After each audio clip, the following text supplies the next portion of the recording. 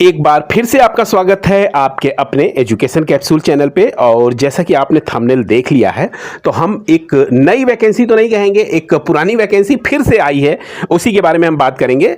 UP NRLM की, ठीक है, यूपीएसआरएलएम कहिए या एनआरएलएम कहिए, ठीक है। तो यानी उत्तर प्रदेश राज्य ग्रामीण आजीविका मिशन की ये भर्ती, इसके बारे में हम पिछले भी वीडियो में आपको बता चुके थे, लेकिन ये लास्ट डेट जो है आपकी ओवर हो गई थी, जहां पे कई लोगों ने फॉर्म फिलअप नहीं कर पाए थे, ठीक है। तो यहां पर ये वैकेंसी फिर से फ्लोर पर आई हुई है और इस बार इसकी डेट जो है वो 27/5 दी गई है, यानी पूरा और पूरा आपके पास 17-18 दिन का मौका है। अभी जिन लोगों ने फॉर्म फिलअप नहीं कर पाए थे तो उनके लिए एक बेहतरीन मौका है, या फिर वो लोग जो ये पहली बार वीडियो देख रहे हैं, ठीक है, उनके लिए भी एक बेहतरीन मौका है, एक अपॉर्चुनिटी है इस फॉर्म को फिलअप करने के लिए। क्योंकि यहां पे देखिए 235 पद आपके दिए हुए हैं और 188 पद दिए हुए हैं। ये टोटल डिस्ट्रिक्ट में आपके पद हैं, और भी आएंगे पद, लेकिन अभी जो है ये 235 और 288 है, ठीक है। और यहां पर MIS के पद हैं, ठीक है। यहां पर देखिए आपको सैलरी भी यहां पे इंक्लूड करके दी जा रही है।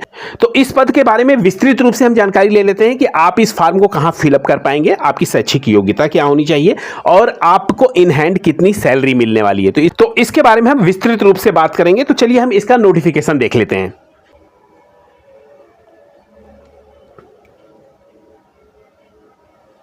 यहां पे देखिए Urmila international services private limited की तरफ से यह वैकेंसी आपकी आई हुई है और पद जो है डाटा एंट्री ऑपरेटर यानी MIS फीडिंग का रहेगा, ठीक है। यहां पर देखिए विभाग का नाम जो है, जिस विभाग में आपको जॉब करनी है, यह है उत्तर प्रदेश राज्य ग्रामीण आजीविका मिशन। तो एक बेहतरीन जॉब है ये। यहां पे देखिए रिक्ति पोस्ट करने की तिथि ये 11/5 यानी कल की गई है, लेकिन आप ऑनलाइन आवेदन जो सबमिट करेंगे वो आज शाम 4 बजे से इसके विंडोज जो है ओपन हो जाएंगे, ठीक है। आवेदन की अंतिम तिथि रहेगी वो 27/5 रहेगी, ठीक है। यानी आप 27 तारीख तक इसको आवेदन कर सकते हैं, यानी कुल मिलाकर आपके पास 15 दिन का मौका है इस फॉर्म को फिलअप करने के लिए। यहीं पे पदों की बात की जाए तो 188 पद आपके दिए गए हैं, ठीक है। यहां पर कौन कौन फॉर्म भर सकता है, मतलब किनके पास जो शैक्षिक योग्यता रहेगी तो वो फॉर्म फिलअप कर सकते हैं। तो यहां पे देखिए साफ कहा गया है कि आपके पास ग्रेजुएट की डिग्री होनी चाहिए, आप किसी भी स्ट्रीम से हो, आप साइंस से हो, कॉमर्स से हो, या फिर आप आर्ट साइड से हो, आप किसी भी स्ट्रीम से होने चाहिए। कंप्यूटर जो है कंप्यूटेटरी का आपके पास CCC का सर्टिफिकेट, ठीक है, जो नीलिट के द्वारा CCC का रहता है।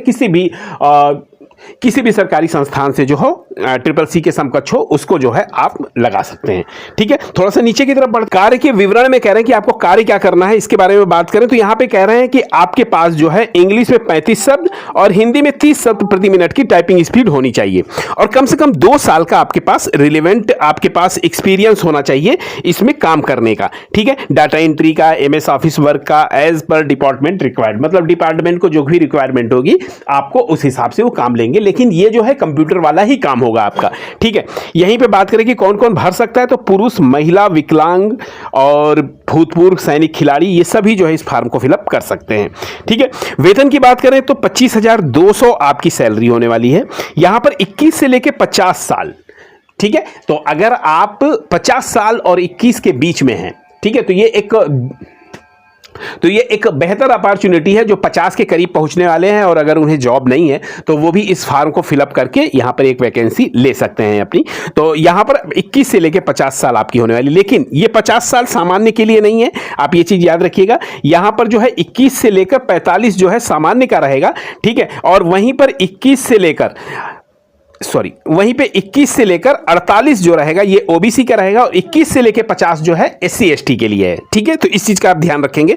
थोड़ा सा नीचे की तरफ हम बढ़ते हैं।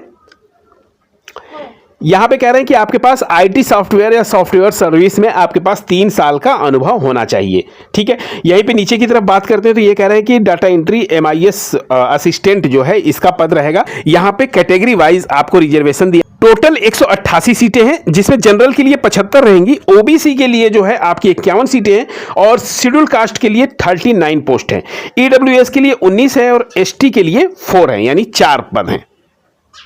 यहीं पे कह रहे हैं कि आपके पास ग्रेजुएट हो और ट्रिपल सी का आपके पास नीलिट का हो, ठीक है। टाइपिंग स्पीड हमने आपको ऊपर बता ही दी है, ठीक है।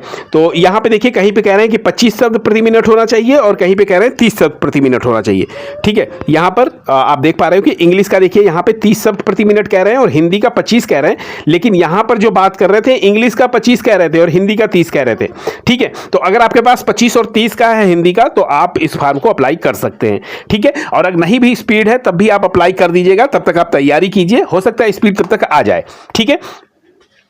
तो ये पूरा का पूरा यहाँ पे डिफाइन किया गया है। तो ये सारी चीजें मैंने आपको बता दी हैं। तो ये जो दूसरी वैकेंसी है 235 पदों के लिए है। ये सेम आपका आउटसोर्सिंग कंपनी है और सेम डिपार्टमेंट है उत्तर प्रदेश राज्य ग्रामीण आजीविका का, और सेम तिथि भी है। 11 को पोस्ट हुआ है, यानी 4 बजे के बाद आप इस फॉर्म को सबमिट कर सकते हैं। 27 तारीख आपकी लास्ट डेट होने वाली है, ठीक है। ग्रेजुएट आपका यहाँ पे होना चाहिए, ठीक है। अगर आप ग्रेजुएट हैं और कंप्यूटर ट्रिपल सी का आपके पास ट्रिपल सी का आपके पास सर्टिफिकेट होना चाहिए, यानी ग्रेजुएट और ट्रिपल सी है, तो आप इस फॉर्म को फिलअप कर सकते हैं, ठीक है। कार्य का विवरण कह रहे हैं कि कार्यालय में आपसे जैसे कार्य लिया जाएगा वैसे आपको करना पड़ेगा।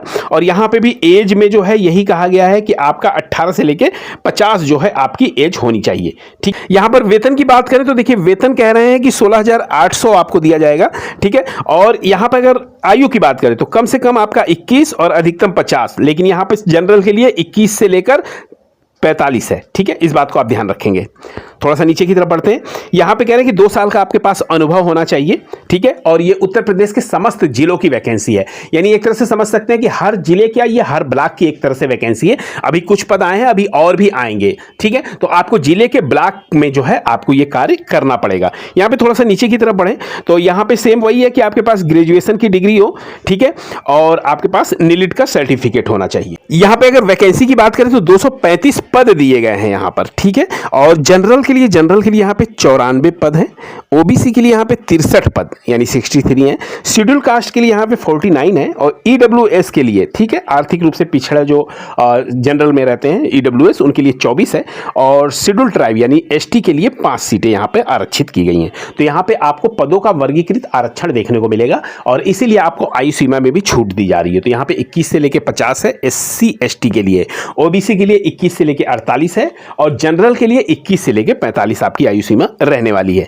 ठीक है। तो यहां पर जो है इस तरह से ये दिया गया है। तो अगर आप इस पद से संबंधित योग्यता रखते हैं तो आप इस फॉर्म को फिलअप कर सकते हैं, क्योंकि ये विंडो फिर से ओपन हुई है। तो आपके लिए एक बेहतरीन अपॉर्चुनिटी है अगर आपने फॉर्म नहीं फिलअप किया है।